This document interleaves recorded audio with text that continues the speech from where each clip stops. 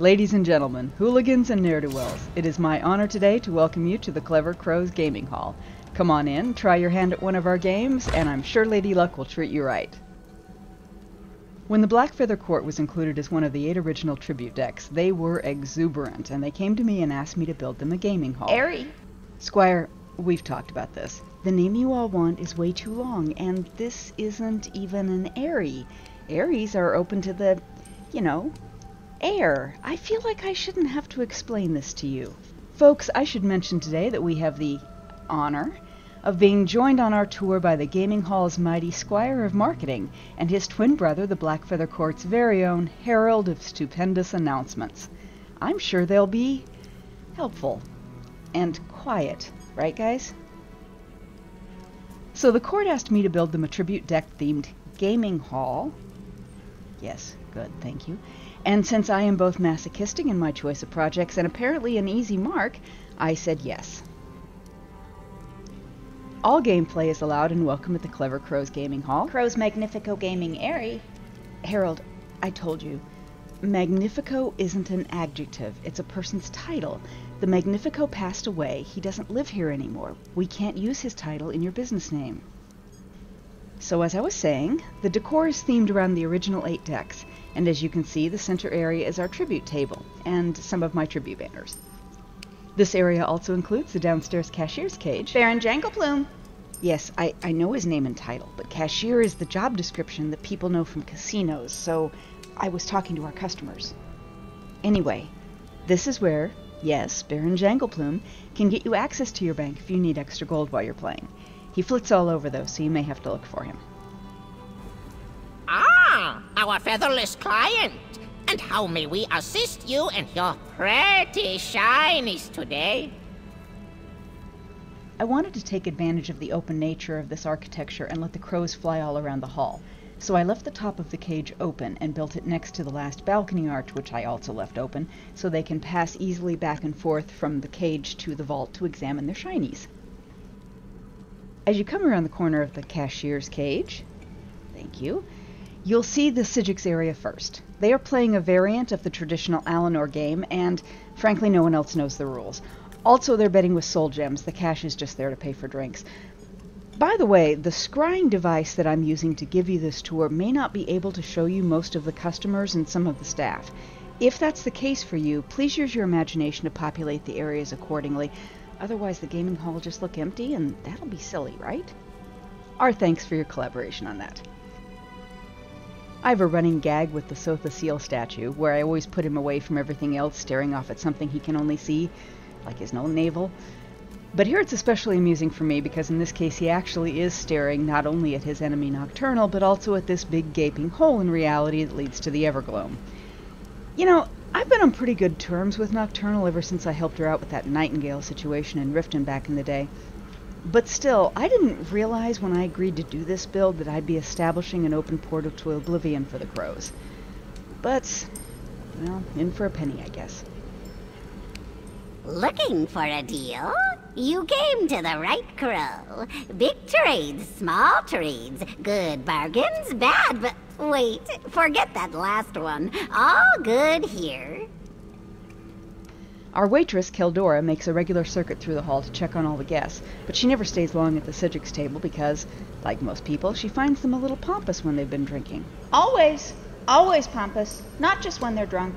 Well, you're not wrong, but you're also not helping. But Keldora does spend quite a bit of time flirting with the dangerous but intriguing customers playing the dice game at Nocturnal's feet. I had to put the dice game here, of course, since dice are sacred to Nocturnal. The crows kept going on and on about that, and I told them I knew, but until the dice were actually on the table, they would not shut up about it. Over here past the wall of smoke and light, which I am super pleased with, by the way, came out just like I wanted, this is our bar. The bar isn't one of the deck-themed areas, but it still has gaming. Over here in the corner we have a role-playing game with 4 players. There used to be 5, but one of them moved to Maine to run a hobby farm. I'm kidding, of course, there's no such place as Maine. Actually, the 5th player was murdered by the Daedric Prince item count, but the Squire of Marketing doesn't want me telling people there was a murder here. To which I said, "But there's always a flock of crows around." And then I laughed, and then they laughed, and then they left me alone to work on the script in peace for a while. Beyond the bar, we have the little Alfique nook, where Serene likes to hang out with her Alfique friends, who you can totally see, I know, because you're collaborating with me on this imagination project. And past the bar in the Alfique area, we have the area for the Sea Elf deck, and it's a shell game, Natch. This is the only game run by the house, so it's the only game with an operator, and it's a consistent cash cow for them, which is why it's the only gaming area with a safe box. I was pleased with myself for thinking to use a shell game here, but the crows were especially tickled because apparently watching mortals fail to follow the marble is hilarious all day long. And profitable. I wouldn't know, Squire. I don't get a cut. Back here in the corner we have Regine's area, where a few Khajiit customers are playing the Elsewhere Swan and Marbles game. Now, I should mention, we've had a few Khajiit insist that in the real rules of the game, it says that when you end your turn, you can ask your opponent a riddle, and if they can't answer, then they lose their turn. Let me assure you, in case you encounter it, this rule variant is, to put it mildly, not accepted as legitimate anywhere outside of Elsewhere, and if you do agree to play with this rule in effect, by Regine's toothy smile, do not put money on the game. You would not believe the complaints we have had, and the staff have just totally lost their sympathy about it. They're like, "Well, did you agree to that rule? Well, then you're a dumbass. Make better choices, and you will not get your money back." I built this area back here screened off like this so that Serene and the other Khajiit could see out without people seeing in, because, well, that's how my cats like to hang out and chill. Bragas likes to hang out here too quite a bit. Bragas works here along with Keldora and the shell game operator. His job is to wander around, watch out for cheating, and chat people up to keep the place lively. Apparently he's working off some debt that he owes Nocturnal, but that is just the beginning of things that I did not ask questions about. I just set him up to work and built his navigation path like I was told to do. And speaking of the navigation paths, after we've finished the tour and we've seen all of the areas, I will turn on the housing editor so that you can see the navigation paths, and we'll go around and we'll look at some of the things that are constructed so that you can see what pieces are where. So as we head upstairs to the gaming hall's second story... And Emporium. Look, I know you all love that word Emporium, but this isn't an Emporium. Emporiums sell inventory. Emporium of Jocularity. You're not selling the jocularity, though. Words mean things. And who even says... You know what, just let me do the voiceover, okay? Like we discussed? Thank you. So as you can see, the stairs and landing are the Hundig deck area, which fade into the Pelin deck and then the Halalu bank vault. First, however, let's check out the Red Eagle balcony, the black deck area. This was a bit of a challenge, but was a great place for the other Shadow Tendril patch I was saving, so I ended up using both of the ones that I had in this build. The game here is, appropriately, Blood on the Snow. The hardest part about this build was definitely getting the lighting right, so that each area has its own distinct color to go along with the deck theme. Because of that, this is the only house I have that is open for visiting, that is locked for interactions. Also, there's no doors to go through, so it wasn't needed as much here as it is in some other places. But I definitely didn't want people messing with the lights, and I apologize, because usually I like to have the lights so that they can be turned on and off. This is one of my favorite views in the hall, and it is also favored by our clientele who are dedicated people watchers. We'll make a fairly quick pass over the Pelin area. I struggled with this one, frankly. A disappointingly large number of the furnishing items that would have been appropriate here are only available through PvP, which is a little heartbreaking, and that's all I'm going to say about that. And last but not least, House Hlalu, the gold deck. I should mention, by the way, that we've had a lot of complaints about Tythus badgering people about his time in White Rose Prison. If this happens to you, please do report it to the management. House Hlalu is not at all happy about one of their representatives continually talking about how he was in prison. It sort of gives the wrong idea. So please let us know if that happens to you. I was a little concerned the crows would get territorial and would clash with House Hlalu over the vault area, but the two get along remarkably well. Probably in part because they both love gold, and because House Hlalu is so skilled at getting rid of customers who annoy the crows, or who run out of gold, or who annoy the crows by running out of gold. Like one of Mr. McGregor's rabbits, I never ask where people go when they disappear, but as I say this, it does occur to me that it's getting to be quite a rather large number of people. You know, when I agreed to do this build, I was told, and I'm quoting here, that I would be paid in stacks of gold shinies, and I thought, you know, like this. But then the crows brought me hundreds of little brass bells they'd stripped off someone's old Christmas tree years ago and scattered them all over my house, and now all night long I hear the sound of my cats playing with the bells while the crows laugh, and in the daytime I never can find the rest of the bells, and that's my life now. Which sounds like a joke, but also welcome to my brain. Anyway, PSA kids, don't make deals with Daedra. You'll end up opening stable permanent doors to oblivion for them, and then they won't pay you. Liar! The Blackfeather Court always honors favors done when the contract is complete.